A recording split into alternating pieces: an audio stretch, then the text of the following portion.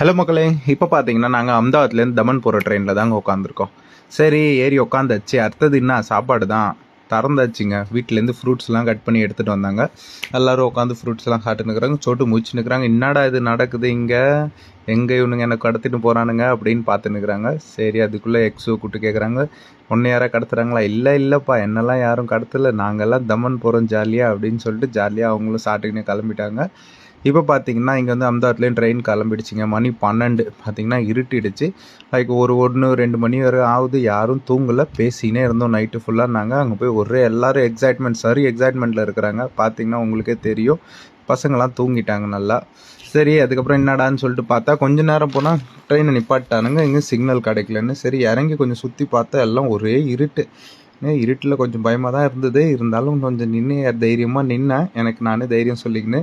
சரி என்னடா நடக்குது, கடைக்கிட்ட இருக்குதா, எதாவது வாங்கி சாப்பிட்லான்னு வெளியே இறங்கினேன். பார்த்தா எதுவும் இல்லைங்க அங்கே.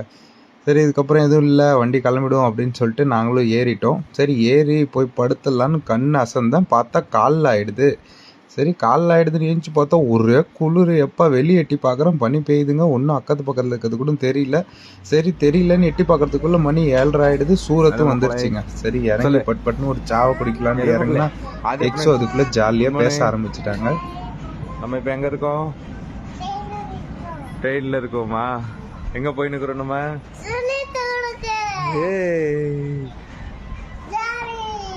ஜாலி.